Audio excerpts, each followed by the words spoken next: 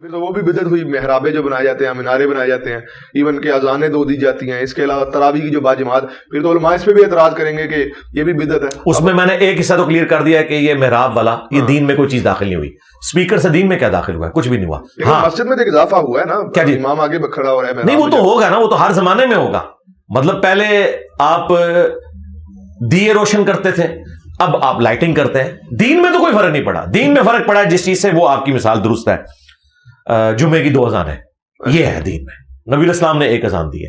تو بخاری شریف آپ کھول لیں، حضرت عثمان غنی رضی اللہ تعالیٰ عنہ نے یہ دوسری اذان شروع کی تھی، لیکن یہ دوسری پیرلل میں دوسری تھی، مسجد میں 2 اذانیں نہیں ہوتی تھی۔ اس میں الفاظ ہے جب لوگوں کی تعداد زیادہ ہوگی تو بازار میں حضرت عثمان نے 1 اذان شروع کروائی تاکہ بازار کے لوگوں کو آواز آ جائے کہ آپ نے مسجد میں جانا ہے۔ مسجد میں حضرت عثمان نے بھی 1 اذان دی ہے، لہٰذا یہ مسجد میں خواہ وہ حرمین کے اندر 2 اذانیں ہو رہی ہیں جمعے کی، خواہ پاکستان میں، یہ بدعت ہے۔ حضرت عثمان نے یہ دوسری اذان نہیں شروع کروائی، بخاری میں موجود ہے پیرلل میں۔ اور آج وہ مسئلہ ہم اسپیکر کے ذریعے حل کر رہے ہیں کہ مسجد میں جو اذان ہوتی ہے بازار میں آواز چلی جاتی ہے۔ اگر کوئی کہتا ہے کہ ہم نے یہ کام کرنا ہے حضرت عثمان والا، تو ٹھیک ہے، بازار میں ایک مؤذن کھڑا کرے، مسجد میں ایک ہی اذان ہوگی۔ یہ 2 نمبری نہ ہمارے ساتھ کوئی کرے، بخاری سے کھول کے دیکھ لیں۔ تو پلس ہم اس کو اس لیے سے ہی سمجھتے ہیں کہ علیکم بسنتی و سنت الخلفاء الراشدین المہدیین، اور وہ ہو رہا کس طرح؟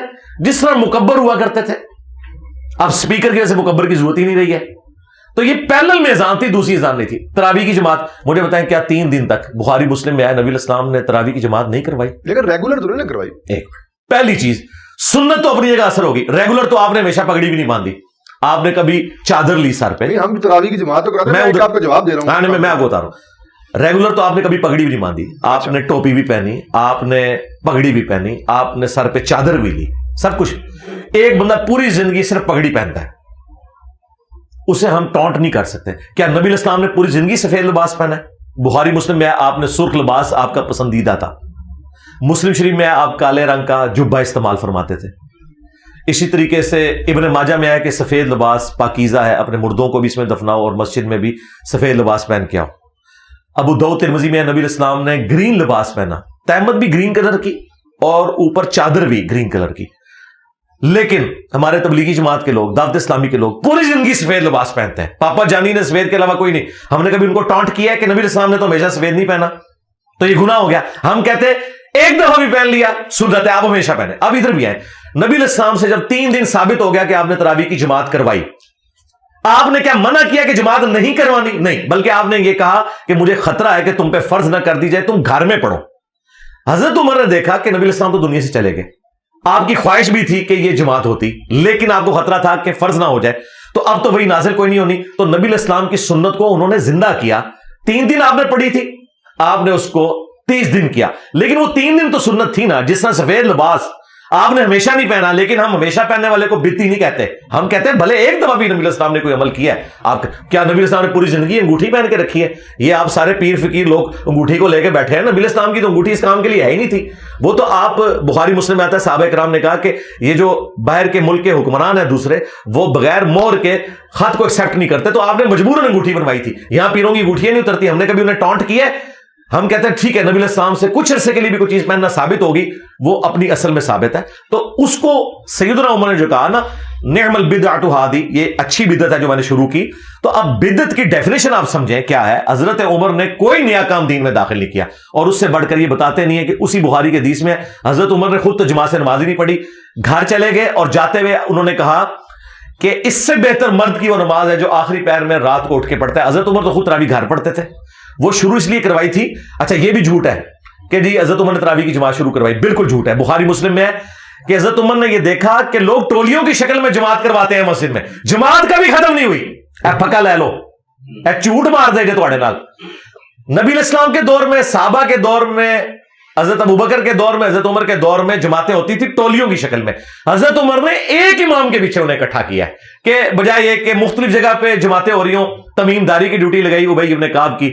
اور اس سے بڑھ کر آپ کو شاید برا لگے، الموطا امام مالک میں یہ حدیث موجود ہے جو بخاری مسلم میں تو صرف ان بندوں کے نام تھے، تمیم داری اور ابی بن کعب۔ الموطا امام مالک میں ہے کہ انہیں کہا کہ 11 رکعتیں پڑھاؤ، 3 وتر اور 8 تراویح۔ اور آپ تو کہتے ہیں انگریزوں نے 11 رکعتیں شروع کروائی ہیں، تو 20 ہوتی تھی۔ اور اس کے بعد امام مالک 20 والی روایت بھی لے کے آئے ہیں, لیکن اس میں یزید بن رومان جو ہے اس نے حضرت عمر کا زمانہ ہی نہیں پایا. بالکل سونے کی مور سے یہ حدیث ہے. اور آپ نے جن مفتی احمد یار خان نعیمی صاحب کا حوالہ دیا سوائے ابلیس کے, جہاں میں سبھی تو خوشیاں منا رہے ہیں, انہوں نے خود مانا ہے کہ یہ حدیث ٹھیک ہے الموطا امام مالک کی, لیکن وہ کہتے ہیں حضرت عمر کو غلط فہمی ہو گئی تھی, بعد میں 20 ہی کروا دی تھی. تو حضرت عمر کو غلط فہمی وہابیوں کی وجہ سے ہوئی تھی, کوئی غلط فہمی نہیں ہوئی ہے. 11 رکعت ہی ہے. اگر نوافل کو زیادہ پڑھ لیتا ہے اس میں تو کوئی حرج نہیں, کوئی حرج نہیں, پڑھے بالکل پڑھے, لیکن باقیوں کو یہ نہ کہ یہ کم چور ہے, یہ کہ باقی سنت کے مطابق کر رہے ہیں, ہم فالتو کر رہے ہیں. جی کریں آپ جتنے مرضی کریں, میں کہتا ہوں 40 پڑھیں آپ, ہمیں کوئی اعتراض نہیں ہے. صحابہ کرام سے 11 سے زیادہ بھی ثابت ہے, ہم نے تو خود ثابت کیا ہے. ابو داؤد میں حدیث موجود ہے, ایک صحابی کہیں سفر پہ گئے ہوئے تھے, وہاں انہوں نے 11 رکعتیں پڑھائی. وہاں پہ 11 رکعت کا ذکر نہیں صرف ہے کہ قیام اللیل کروایا. واپس جب اپنے گاؤں میں آئے نا تو باقی لوگ انتظار کر رہے تھے, ان کا حضرت ہم تو آپ کا انتظار کر رہے ہیں, آپ تو ہمارے امام ہیں. انہوں نے دوبارہ بھی وہاں تراویح پڑھائی. تو میں اہل حدیث کو بھی کہتا ہوں کہ اگر 8 بھی پڑھائی تھی تو 16 تو انہوں نے پڑھ لی.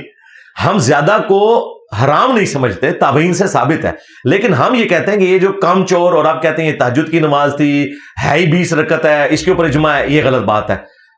8 رکعت کے اوپر اتفاق ہے پلس 3 وتر. بخاری مسلم میں واضح ہے کہ رمضان ہو یا غیر رمضان, نبی اسلام کی رات کی نماز یہ ہوتی تھی. اور رات کی نماز تہجد, وتر, قیام اللیل, تراویح, یہ ایک ہی نماز کے مختلف نام ہے. اور وہی نماز جب ہم رمضان میں پڑھتے ہیں اسے تراویح کہہ دیا جاتا ہے. اور تراویح کا لفظ بھی حدیث میں کہیں نہیں آیا, یہ فقہا کی ٹرم ہے, جس طرح سنت موقدہ غیر موقدہ.